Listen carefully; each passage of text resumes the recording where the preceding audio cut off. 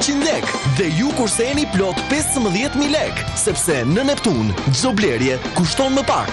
Tani dhe me një dyqan të ri në Elbasan.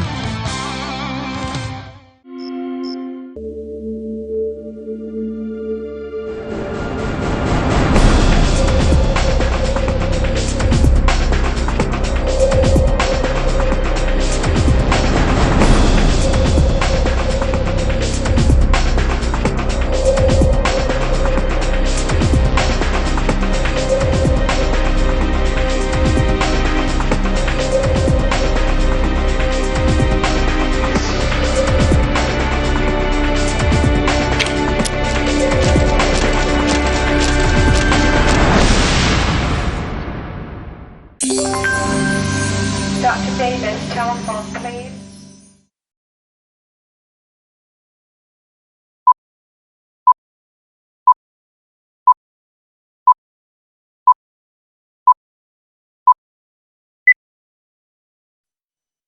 Programi më poshtëm përmban dramatizime.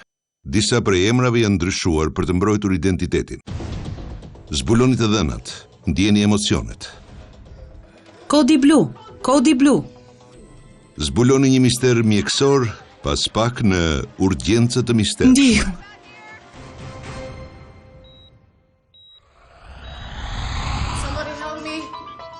Ky ishte një rast i çuditshëm i cili kërkoi vite për të kuptuar.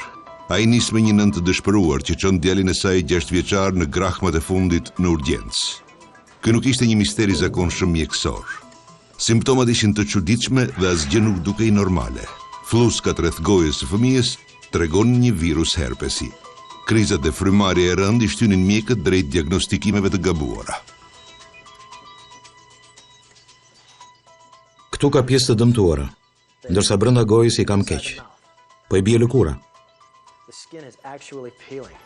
Kur ky rast ju afrua kapitullit fundit, ishte bërë vërtet i paharrueshëm për mjekët. Unë si pediatër e kisha të vështirë sepse nuk kisha shenja që të më ndihmonin për diagnozën. Somebody help me. Ndihmë ju lutem. Nuk ka që do të shërohesh. Ndihmë. Ishte 17 shtatori i vitit 1995 në një qytet të vogël kufitar të Kalifornisë.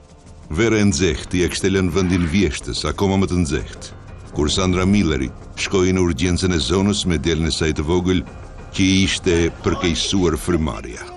Djali im është smur. Ricky ndjente dhimbje të jashtëzakonshme në çdo frymarrje që bënte. Goja e ishte lënduar dhe mbushur me fluska. Dhimbjet e stomakut i kishte shumë të forta dhe kishte vjell gjak. Jeta e pediatrit që do ta vizitonte do të merrte një kthes të papritur.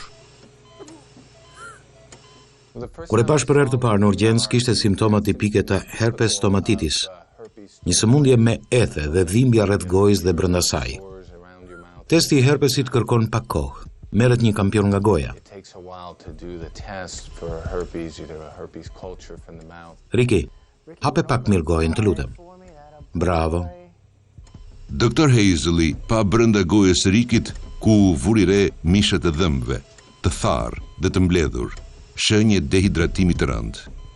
Ricky kishte frikë, ishte i dobët dhe i çorientuar. Merr frymë thellë, të lutem. Frymmarrja e djalit ishte e rëndë dhe shtrënguar. Veç herpes stomatitisit, doktori dyshonte se Ricky po vuante nga një krizë virale, por s'mund të përjashtohej as meningjiti. Erdha me një frymë këtu. Përshëndetje. Ky është babai i Rikit. Sandra dhe Richardi kishin jetuar për 10 vjet bashk. Marrëdhënia e tyre kishte pasur luhatje dhe mbahej nga dashuria për djalin. E kishin të vështirë ta shihnin të vuante kështu. Analizat nuk treguan asgjë. Dehidratimi i Rikit mbetej mister. Mjekët mund të jepnin vetëm serum për ta furnizuar me lëngje dhe për ta mbajtur nën kontroll. Ka pasur kriza më parë? Po, disa herë. Ricky kishte vuajtur për një vit nga krizat e herpaserëshme, por kjo s'ishte diçka e zakonshme. Simptomat nuk dukeshin të njohura. E dija që ishte diagnostikuar me epilepsi dhe vizitoi te pediatri neurolog për këtë. Edhe nëna e tij vuante nga epilepsia. Riki kishte vojtur nga dhimbjet e lëkurës së acaruar dhe problemet me frymarrjen për 1 muaj. Kjo ishte hera e tretë brenda kësaj periudhe që sëmundja u përkeqësua kaq shumë sa që ai duhej çuar në urgjencë. Sa herë që vinte në urgjencë, smerte do të frym, i përziej, tregonte shenja dehidratimi dhe gojën e kishte të acaruar. Një mjek turni në urgjencë e vizitoi dhe i raportoi të dhënat Dr. Hazelit. Vinin, i bënim teste, por ai sëmurej sërish. Kjo ndodhi vazhdimisht. U përsërit disa herë. Pastaj, pasi i jepeshin lëngje, ndonjëherë për disa ditë rresht, përmirësoi dhe dilte nga spitali. Goja po i përmirësohet dhe i shkthyer oreksi. Edhe skaneri edhe analizat e gjakut dolën negative. Dr. Hazeli nuk kishte asnjë ide se çfarë po e sëmurte Rikin. E shqetësonte fakti që nuk po gjente shkak për sëmundjen. Çfarë po i shpëtonte? Ai s'mund të bënte më asgjë, veç të dërgonte djalin në shtëpi. Riki i donte të dy prindrit, por kishte një lidhje të fortë me nënën, që i qëndroi pranë natë e ditë në spital. Riki ishte një fëmijë shumë i lumtur dhe energjik. Edhe kur ishte sëmur dhe sillej në spital, shëroi shpejt dhe bëhej sërish energjik.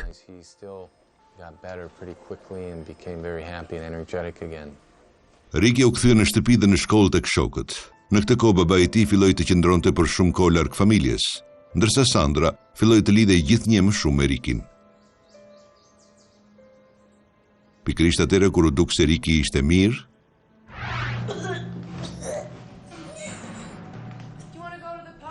Do që të shkojmë në park? Mirë, shkojmë, Riki. Okay, Ricky, let's go. Riki, pas 1 muaji të qetë, Riki u rikthye në urgjencë. Ai u dërgua edhe 2 herë të tjera në urgjencë gjatë 10 ditëve në vazhdim. Simptomat ishin të njëjta: jarg, skuqje rreth gojës, fluska, zakonisht kishte përzierje dhe ndonjëherë rrethe. Këto acarimet këtu dhe brenda gojës janë më keq. Hape gojën. Po i rripet lëkura. Menduam se mund të vuante nga ndonjë reaksion i rënd alergjik ndaj ilaçit që i dham për epilepsinë. Dhe ky reaksion quhet sindroma Stevens-Johnson, ku të rripet lëkura rreth gojës edhe ke skuqje. Duhet që t'ja heqim mjekimin me fenobarbital. Duket se nuk po funksionon. Do t'jap Tegretol dhe do t'i bëj disa analiza. Riki u shtrua në spital për 12 ditë, ku ju bën analiza të shumta si endoskopia me biopsi gastrike edhe të ezofagut. Me pak fjalë morën biopsi nga ezofagu dhe stomaku. Ju bën një sigmoidoskopi, skaner, EKG, shumë analiza gjaku, si dhe u konsultuam me një dermatologe. Prindrit e Rikit ishin gjithnjë të pranishëm duke u dhënë doktorëve informacionet që kishin mbi gjendjen e tij. Kishin kaluar 4 muaj me dhimbje. Kërkimi për të dhëna bëri që Riki të vizitojë nga disa specialistë. Ata kërkuan për ndonjë rrjedhje në kavitetin abdominal të Rikit, që mund të tregonte shenjat e hepatitit C, apendicitit, madje edhe në një sëmundje e stomaku. Rezultatet vetëm e shtuan misterin. Mjekët zbuluan vetëm se kalimi mes stomakut dhe zorrës së hollë ishte ngushtuar. Diagnoza e tij pas gjithë vizitave doli ulcer ezofagu, gastrit, ulcer gastriti dhe sëmundje lëkure në mjekër dhe kraharor.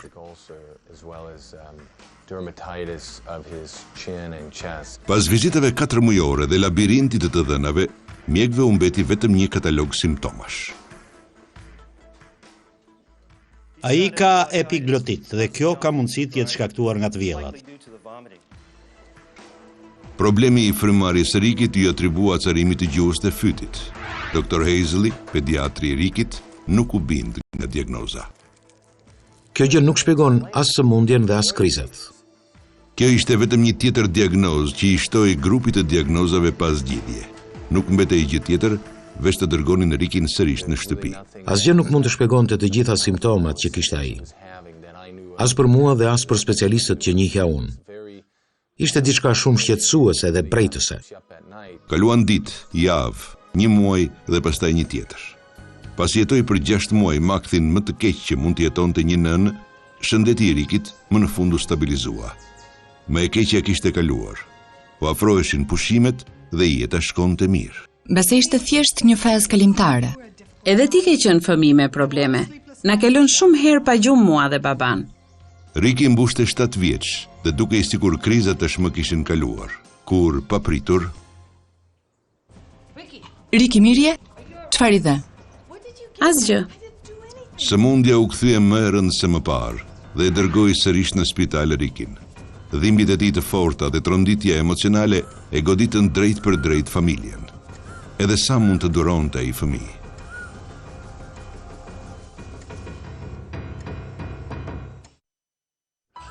Në një cikël pafund të dhimbjesh dhe vuajtjesh, 7 vjeçari Ricky Williams kishte qenë 9 herë në spital brenda 6 muajve, duke vjell gjak, me probleme frymëmarrjeje dhe me acarime të dhimbshme. Simptomat i kishin lënë pa fjalë të gjithë mjekët. Po i rripet lëkura. Zgjidhja e problemit ishte para syve të tyre, vetëm se duhej parë me më shumë kujdes. Tashmë prindrit e djalit po mendonin se ai mund të vdiste. Biopsitë dhe analizat e gjakut nuk po jepnin asnjë rezultat përfundimtar. Ishte e lodhshme.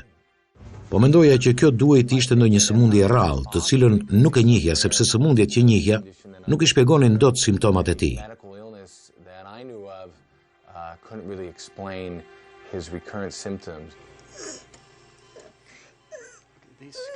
Po këtë shenjat që janë? Nuk e di, kishte bashkë me njollat që i dolën. Shpjegimi vetëm i pranueshëm ishte gëlltitja e ndonjë substance që mund të shkaktonte djegje në gojë, ezofag dhe stomak.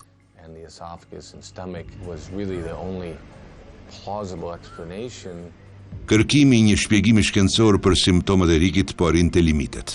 Kërkoi një trajtim më zhbirus dhe më praktik i çështjes.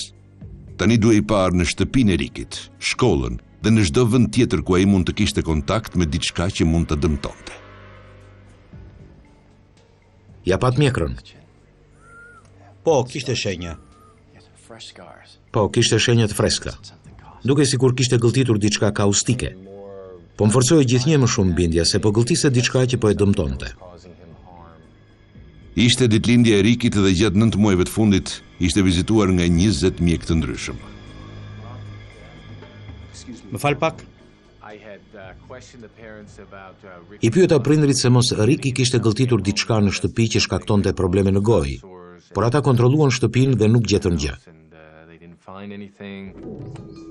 Prindrit e Rikit dukeshin po aq të mërzitur sa mjekët. Ideja se ai po sëmurej nga diçka në shtëpi u ashtoi ndjenjën e fajit dhe të ankthit. Presioni kishte filluar të bënte punën e tij. Nuk ndihesha mirë me asnjë nga diagnozat sepse asnjëra nuk ishte e ngjashme me sëmundjet që kisha parë. Prindrit e Rikit thanë se ai nuk gëlltiste asgjë në shtëpi, por doktor Hazley nuk u bind. Ai kontaktoi shërbimin e mbrojtjes së fëmijëve dhe u kërkoi të hetonin kushtet e shtëpisë. Për këtë e ka fjalën. Shëndeti i tij u përmirësua shumë kur nuk ishte me kujdestarët. Por brenda 2-3 javëve u rikthye në urgjencë dhe prap kishte të vjella. Kush kujdeset për të? Ai vjen gjithmonë me prindrit, por ata duken të dashur dhe të dedikuar plotësisht ndaj djalit. Por Riki kishte edhe njerëz të tjerë pranë. Mund të ishte gjyshja ose dikush në shkollë, por nuk kishte prova për të urtëruar hetime të mëtejshme. Në atë kohë më raportuan se ishte kryer një kontroll i plotë i shtëpisë për ndonjë element kimik që mund të shkaktonte djegje dhe acarimet në gojë nëse gëlltitej, por nuk u gjet asgjë. Pas hetimit të shërbimeve të mbrojtjes së fëmijëve, kaluan disa javë pa incidente. Riki kishte disa kohë pa kriza, kur mamaja e solli në urgjencë dhe lajmëroi se kishte pasur kriza në shtëpi. Ky rreth vicioz më në fund e kishte shtyrë doktor Hazleyn të dyshonte se prindrit ose dikush pranë familjes ishte burimi i simptomave të Rikit. Mund të ishte kushdo që kishte kontakt me djalin. Kur analizat e gjakut të Rikit treguan nivele shumë të ulta të një ilaçi që duhet të merrte për epilepsinë, doktor Hazley u përball me nënën e Rikit. Kam parë rezultatet e analizave nga spitali dhe gjatë vizitës së fundit të Rikit, tegretoli në gjakun e tij ishte shumë i ulët, thuajse i padallueshëm. I ka pirë ilaçet? Po, patjetër. Por nëse Sandra dyshonte se ilaçet po shkaktonin simptomat, atëre nuk do t'ja jepte më djalit. Në fund të fundit, Problemi nisi në kohën kur Riki filloi të pinte ilaçin. Kisha disa dyshime, por e kisha të vështirë emocionalisht të dyshoja seriozisht te nëna që dukej gjithmonë shumë e dashur me të birin. Djali dukej shumë i lidhur me të. Diçka ose dikush po ja shkaktonte të gjitha problemet Rikit. Pastaj djali e mori veten sërish, u kthye në shtëpi dhe çdo gjë dukej normale. Kaluan disa ditë pa probleme.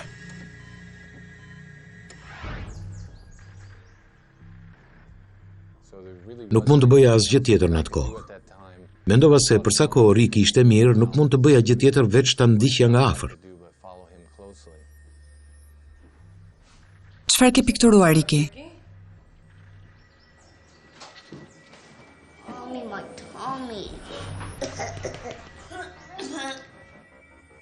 Të dhënat tregojnë për diçka të qëllimshme kriminale. Të gjithë janë të dyshuar, vetëm se nuk ka as motiv dhe as mjete, vetëm mundësi. Gjërat duken pa kuptim, por shumë shpejt gjithçka do të ndryshojë.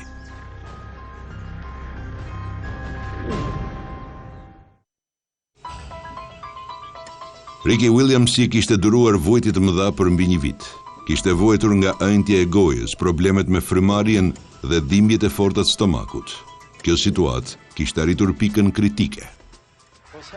Shëndeti i tij përmirësohet shumë kur nuk është me prindrit. Pastaj 2-3 ditë më pas, ai vjen sërish në urgjencë me të vjella. Mjekët tani fillojnë të shohin me dyshim Sandrën. Problemi është se pjesa më e madhe e diagnozës bazohet te historia dhe këtu kemi një histori me probleme. Dhe të paplot. Babai, gjyshja apo dikush tjetër që ai takon në shkollë kanë akses tek Riki. Të japim 50 ml ciklizin. Pse mjekët nuk i kishin llogaritur efektet anësore të këtij ilaçi, kur çdo simptom e djalit ishte identike me reagimin alergjik të ilaçit? Riki po villte dhe po nxirrte lënje me ngjyrë kafe nga stomaku, edhe doli se aty kishte gjak. Kjo tregonte se kishte rrjedhje gjaku gastrointestinal apo hemorragji. Nuk po gjej dot asnjë ven për serum. Ai është dehidratuar rënd.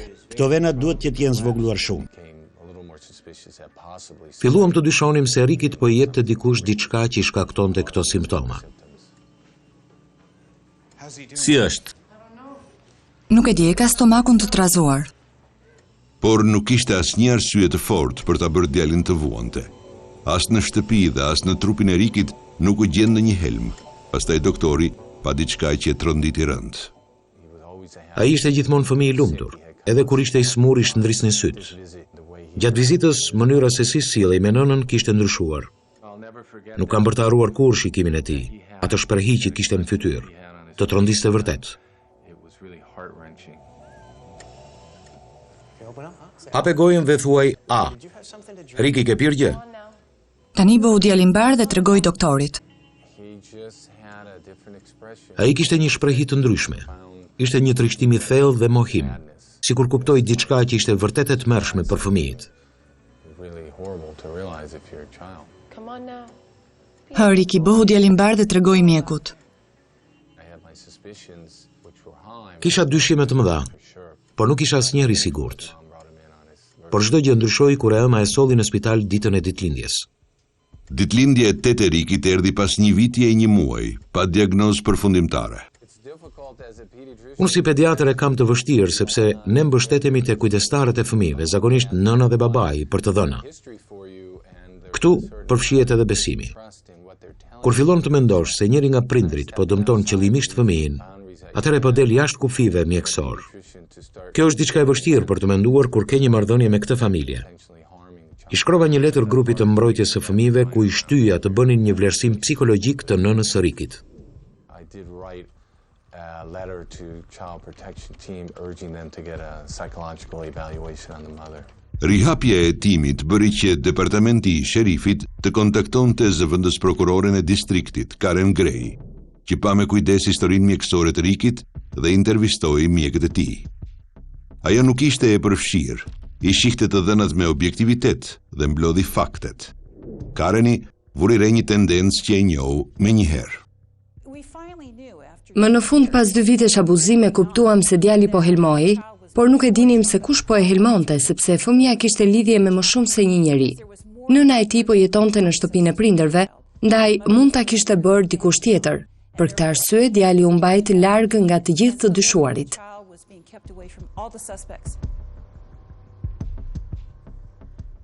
Doni të më merrni djalin?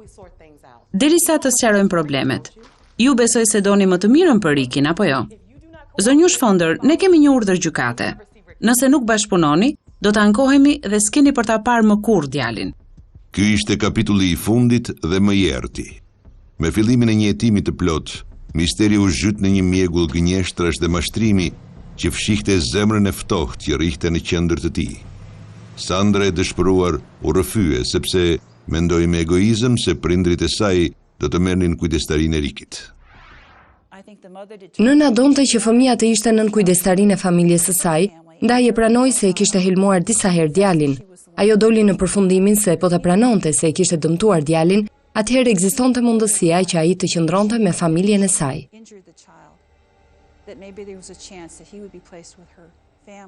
Ishte një ilaç ngjyroz. Ai e përdorte për të pastruar motorët edhe për të pastruar vajin nga çimento. Unë e përzija me supën e pulës apo diçka tjetër. Herën e fundit ja shtova pak dozën.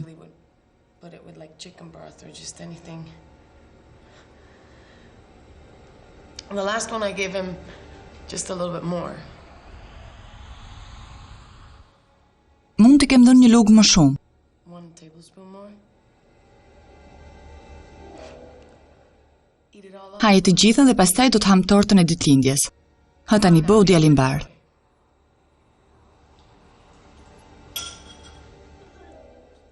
Pastaj i villte. Në fund, Sandra tha se e bëri këtë për të tërhequr vëmendjen e të shoqit. Ishin problemet financiare dhe emocionale në shtëpi, ato që e larguan burrin prej saj. Hetuesit zbuluan se abuzimi me djalin filloi më njëherë më pas. Duke dëmtuar djalin, Sandra do të takojë me burrin e saj, një krim i paimagjinueshëm dhe me pasoja të rënda.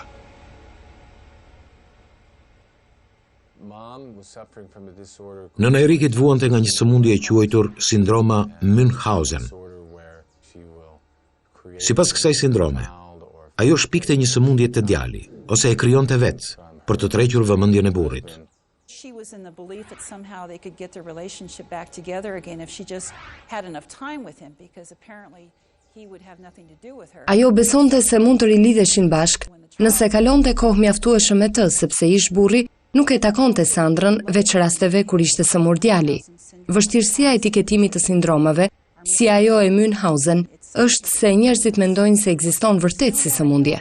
Këta persona janë po aq të sëmur sa vrasësit serial apo përdhunuesit. Ky është një përcaktim i sjelljes dhe motiveve për këtë sjellje, por jo justifikim për të. Sandra Miller u akuzua për torturë dhe për 12 raste sjellje të rënda i fëmijëve. Ajo nuk e kundërshtoi akuzën dhe u dënua me burgim të përjetshëm me mundësinë e lirimit me kusht. Nuk habitem që mjekët e përshkruan si nënë shumë të dedikuare të devotshme, sepse kjo është diçka tipike e nënave Münchhausen. Kjo është e gjithë pjesë e shtirjes për ta paraqitur veten para botës si njëri i dashur dhe i shqetësuar, kur në fakt ato shkaktojnë dhimbje dhe problemet e fëmija. Natyrisht kjo e bën më të vështirë për ta dalluar problemin, sepse duket sikur po përpiqen të sigurojnë ndihmë për fëmijën.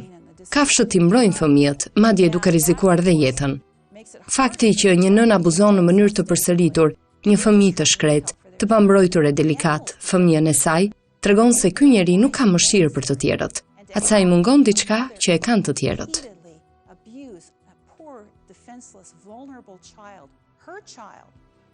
Tells me that this is a person who doesn't have any feeling for others because she's missing something that other people have. Babai i Rikit kërkoi kujdestarinë e fëmijës dhe e fitoi. Është e vështirë të thuhet nëse do të ketë pasoja afatgjata. Ai rrezikon të ketë probleme me ngushtimin e ezofagut dhe kur të rritet, rrezikon shumë të sëmuret nga kanceri i ezofagut. Ndërkohë që kësaj periudhe të errët të Rikit i erdhi fundi, tani fillon një kapitull i ri, kur ai mund të shpresojë për një të ardhme më të mirë.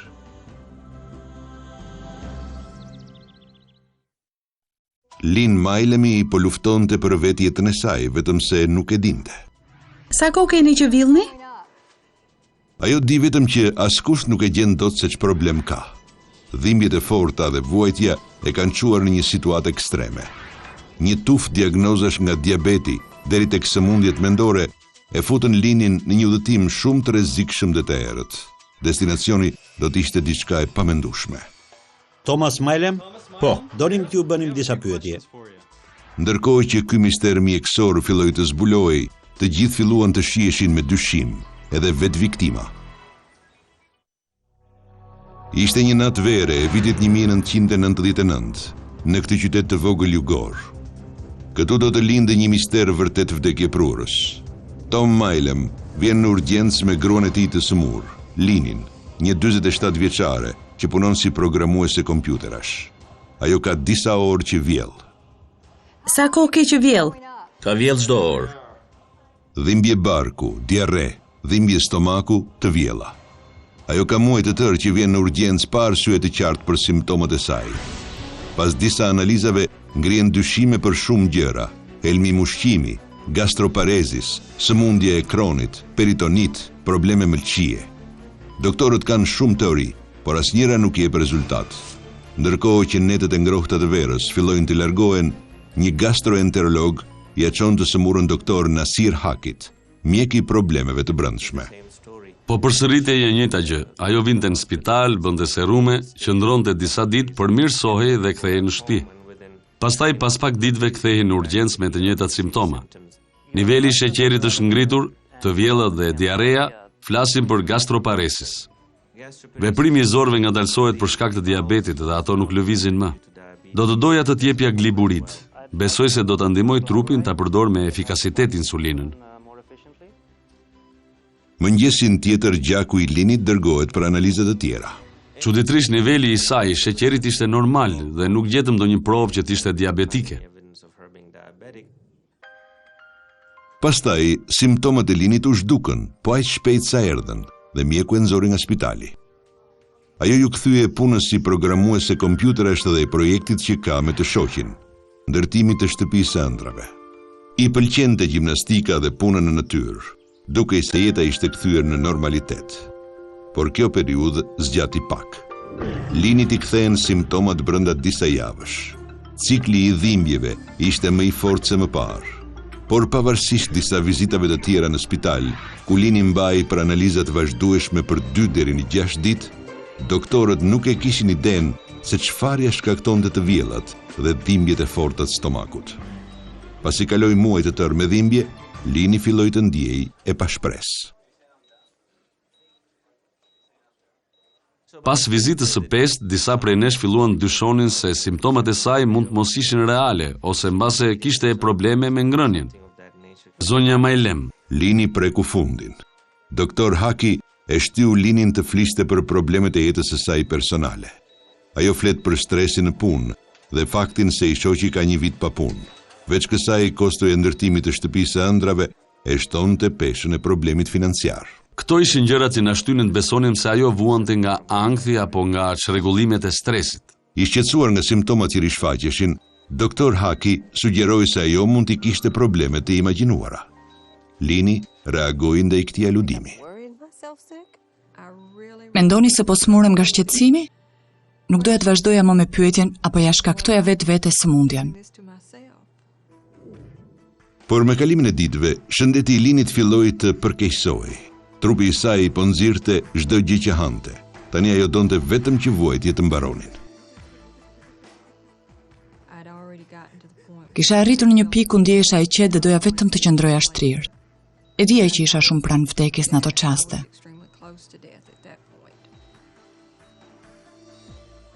Ky dështim u kthye në fiksim për doktor Hakin. Pastaj ndodhi diçka krejt e papritur. Vazhdova të mendoja për të kur njëherë u zgjova papritur në mes të natës.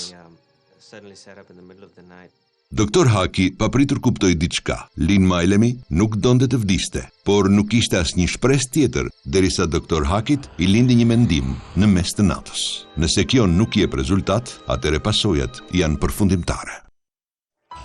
Lin Mailemi ka luftuar për muaj të tërë me një sëmundje fantazm.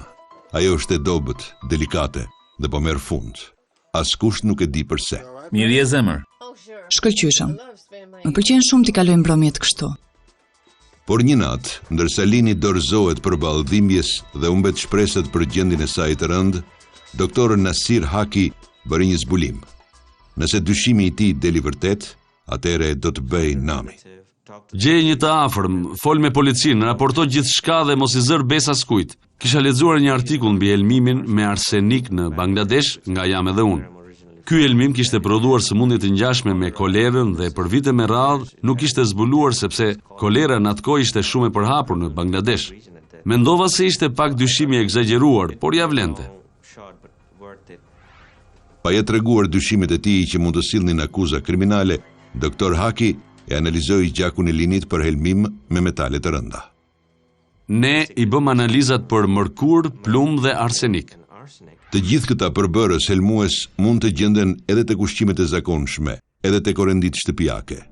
Mërkuri dhe arseniku gjenden edhe tek peshku, ndërsa plumbi gjendet edhe tek boja. Këto metale të rënda mund të mblidhen në trup dhe të shkaktojnë vdekjen. Nëse nivelet e helmimit të Linit ishin të larta, atëherë dikush apo diçka në ambientin rreth saj po e helmonte me ngadalë.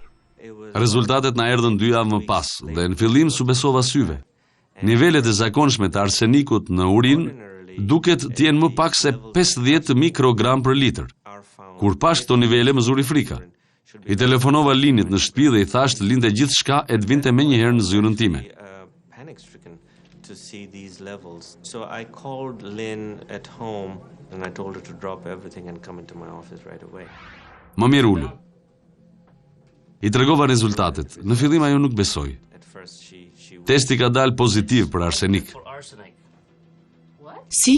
Niveli 200 konsiderohet ekspozim shumë i lartë. Ti e ke nivelin 25 herë më të lartë se kaq. Më kapi një ndjesi e rëndë fundosje. Ajo kishte frikë, po dridhej e gjitha. Mendimi i parë që na erdhi ishte kush po e helmonte. Doktor Haki hapi një derë që mund të tregonte një anë të errët të këtij misteri. Si i ke punët në familje? Në ato momente nuk mundi besoni maskujt, ndaj i thash të mos fliste me askënd për këtë. Por me lejen e saj lajmëruan policinë për të njoftuar për situatën. Doktor Haki e paralajmëroi Linin të mos kthej as në shtëpi dhe as në punë. Ajo mund të kishte pasur kontakte me arsenikun, ose t'ja kishin dhënë në një nga këto vende. Trupi i saj ishte ngopur me arsenik dhe një dozë më shumë do ta kishte vrarë. Ai më shpjegoi se duhet të bënim diçka për ta nxjerrë helmin nga trupi. Mjeku donte që të shkoja në spital, por unë nuk doja të shkoja më atje. Nuk më la të dilje nga zyra derisa pranova të shtrohesha në spital.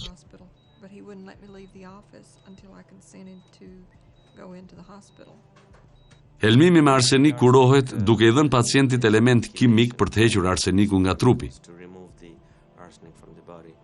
Megjithse ishte diçka e mirë që u zbulua arsyeja për simptomat e Linit, fatkeqësisht nuk ka kura për helmimin me arsenik. Ekziston një terapi për të minimizuar dëmin nëpërmjet elementit të njohur EDTA. Ai heq aq sa mundet nga helmi. Me zbulimin e helmimit me arsenik ishte e qartë se kjo do të kthehej në një çështje kriminale. Tani kërkimi për sëmundjen u kthye në kërkim për vrasësin.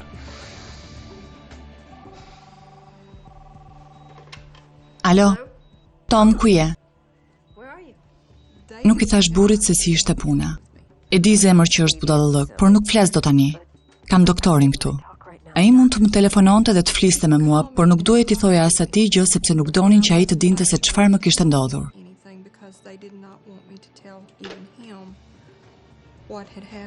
Të gjithë të njohurit e Linit ishin të dyshuar, me Tomin në krye të listës. Nuk i thosha dot as kolegëve dhe as familjes. Nuk mund t'i thosha askujt se si ishte puna. Trajtimi për heqjen e arsenikut nga trupi i Linit doli me sukses. Ajo doli nga spitali, por përballej me frikën e saj më të madhe. Pse dikush po përpiqet të më vrasë? Lini mbante mend se një mosmarrveshje për një pagesë kishte çuar në bllokimin e automjetit dhe sekuestrimin e tij. Prit një herë. Po më merrni kamionin? Po, dhe për këtë mund t'i telefonosh kompanisë së financave. Ai nuk i mori parat, aq shpejt sa e mendoi, dhe më sekuestroi kamionin. Telefonoi kompanisë së financave. E hutuar, Lini po mendonte se mos kjo marrëveshje e vogël financiare ishte kthyer në diçka më të madhe. E mendova edhe një herë se kush mund ta bënte këtë. Mendova mos ishte ndonjë fqinj. Madje mendova se mos dikush po na hidhte arsenik në ujë. Vura shirit si për zorve deri tek ruloti për të parë se mos dikush ngacmonte ujin. I put tape over the hoses to the travel trailer so that I could tell if somebody had tampered with them. Me gjithë paralajmërimet e policisë, Lini vazhdoi të jetonte me të shoqin. Nuk mendova se Tomi donte të më helmonte. Kalova 6 muaj agoni dhe mendoj se dikush që jeton me ty vazhdimisht duhet të urrej shumë për të të bërë të tilla gjëra. And for someone to be with you day in and day out, they would have to hate you tremendously.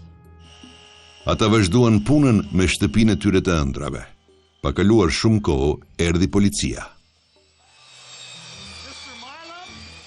Zoti Majlem? Thomas Majlem. Më thanë me njëherë se po kryenin një hetim për tentativë vrasje.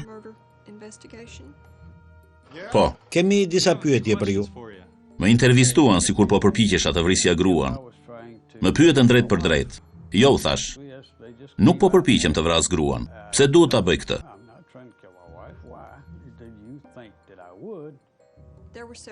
Mendoj se arritën në këtë përfundim për shkak të disa gjërave.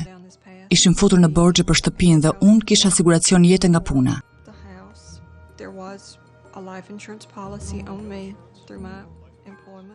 Më kërkuan të kontrollonin shtëpinë dhe u thash, patjetër, s'kam asgjë për të fshehur.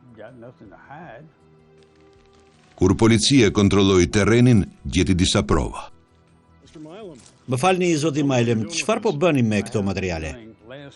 Kisha kohë që merresha me rregullimin e kopshteve dhe kisha licencë për të përdorur pesticide.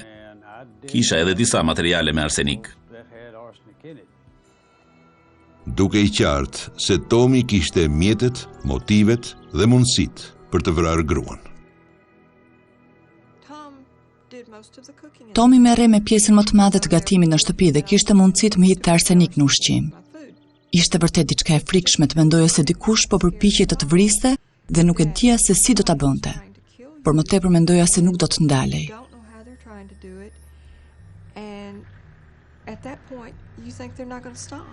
Lini kishte 6 muaj vuajtje të rënda fizike dhe mendore. Pastaj erdhi dhe diagnoza e elmimit të rëndë me arsenik. Tani policia po hetonte të shoqin si vrasësin e mundshëm. Vetëm se ajo që do të ndodhte më pas do ta zgjidhte përfundimisht çështjen.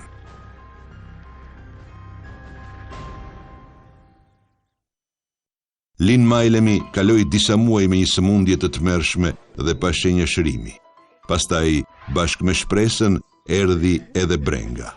Ajo për pak vdiq para se të diagnostikojë me helmim arseniku. Filloi një hetim kriminal. Si shkon martesa? Bashkëshorti i saj, Tomi, u bëi dyshuari kryesor. Do të duhet të ishe vërtet i pamëshirshëm për ta bërë dikë tjetër të vuante aq shumë.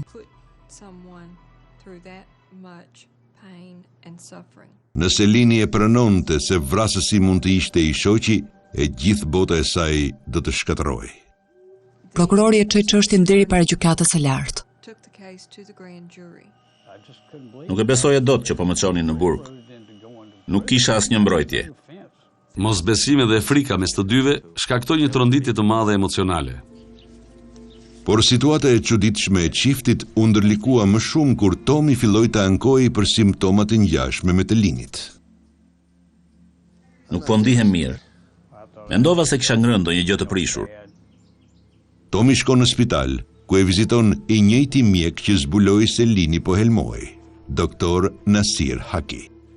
Tomi erdhi në urgjencë me simptoma të ngjashme me Linin, dhimbje stomakut, përzjera dhe të vjella. Në fillim situata ishte shumë e keqe, sepse ai ishte shumë i smur dhe me simptoma shumë të ngjashme me Linin.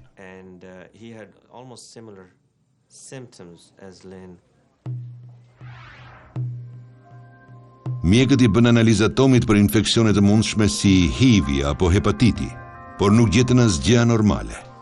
Autoritetet besonin se sëmundja e Tomit ishte një veprim që kërkonte të shmangte vëmendjen nga ai. Por çdo e dhënë të drejtonte tek Tomi. Policia e shtoi presionin. Departamenti i policisë së Hernandos nuk arriti të më detyronte të rrëfesha. Pastaj thirrën një mik që punonte në FBI. Aty çështja mori një tjetër kthes të çuditshme. Gjëja e parë që më pyeti, Më kanë thënë se po ndërtoni një shtëpi. po, është e vërtet. Po përdorni dru të presuar? Po. Agenti e pyeti Linin nëse mbante rroba mbrojtëse kur punonte në shtëpi, por Lini tha se mbante vetëm bluzë dhe pantallona të shkurtra dhe se nuk vinte dorashka. Ata po i bënin të gjitha vetë, sharonin vetë dhe thithnin pluhurin e drurit, nuk kishin marrë masa mbrojtëse. Një vit dhimbje, vënia në dyshim e shëndetit mendor të Linit, një hetim kriminal, akuza, paranoja. Mos vallë të gjitha këto ishin shkaktuar nga druri? Druri i presuar ka një element mbrojtës të quajtur CCA. CCA-ja është arseniku i kromuar i bakrit. Deri në vitin 2003, ky element ruajtës u përdor nga industria e drurit. Nëse druri sharrohej ose digjej, ky element kimik shlirohej në ajër dhe të gjithë ata që nuk mbanin maska apo veshje mbrojtëse, si kërkohej nga shenjat paralemëruse, mund të helmoheshin. Koha e sëmundjes së Linit, vizitat e saj në urgjencë dhe shtrimet në spital kanë ndodhur në kohën kur ajo shkonte të punonte te kabina. Sëmurej një ditë pasi kishte qenë te kabina. Kjo mund të shpjegonte edhe sëmundjen e Tomit, por pjesë e misterit është edhe fakti se nuk ka prova bindse që njerëzit të sëmuren në këtë mënyrë. Duam të testojmë flokët tuaj për helme. Nëse se keni problem, t'ju presim pak flok. FBI-ja mori kampion e floku nga gruaja ime dhe unë, dhe i dërguan në Quantico të Virginias. Pastaj rezultatet bënë që autoritetet ta hiqnin Tomin nga lista e të dyshuarve. Tekniku i pyeti agentët e FBI-s se sa kohë kishim që kishim vdekur kur i çuan kampionët e flokëve, dhe agenti i FBI-s i tha se ishim gjallë. Tekniku ju përgjigj, është e pamundur.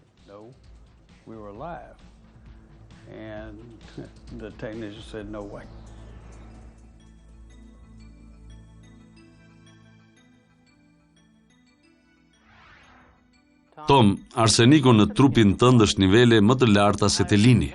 Sasitë ndryshme të arsenikut në gjatësinë e flokëve të Tomit dhe Linit i kishin dhënë mundësi FBI-s të kontrollonte ekspozimin e tyre javë pas jave.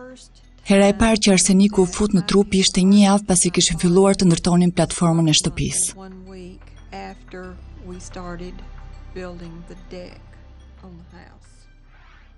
Mjekët na thanë se nëse i afroheshim më arsenikut, mund të vdisnim.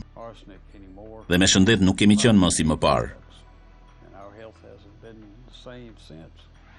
Nëse vazhdoni të ekspozoheni, mund të sëmureni me kancer në lëkurë, tumore të brendshme, sidomos të fshikëzës dhe të mushkrive.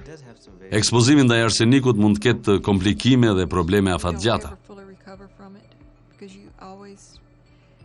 Asnjëherë nuk e merr plotësisht veten sepse gjithmonë ke frikë. Më kap një frikë e madhe kur vjell. Rreth një vit pasi Tomi u shpalli dyshuar, juria nuk e akuzoi për vrasje të mbetur në tentativë. Sot, as policia e shtetit dhe as FBI-ja nuk e shohin si të dyshuar për elmimin e të shoqes. Askush tjetër nuk është konsideruar i dyshuar nga autoritetet. Që nga viti 2003, si rezultati një marrëveshje vullnetare mes industrisë dhe Agjencisë së Mbrojtjes së Ambientit, druri i presuar që përmban materialin CCA si ruajtës nuk shitet më për përdorim rezidencial.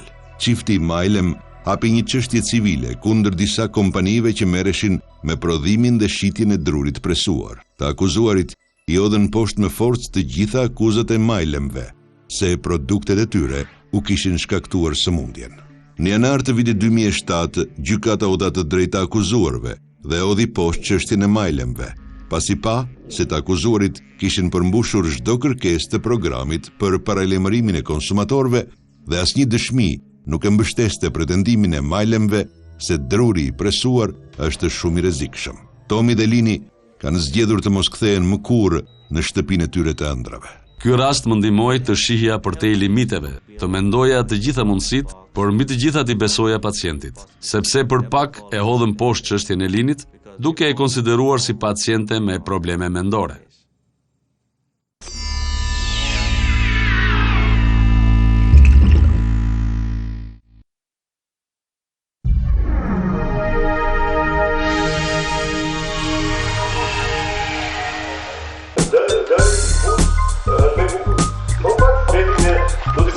Oh.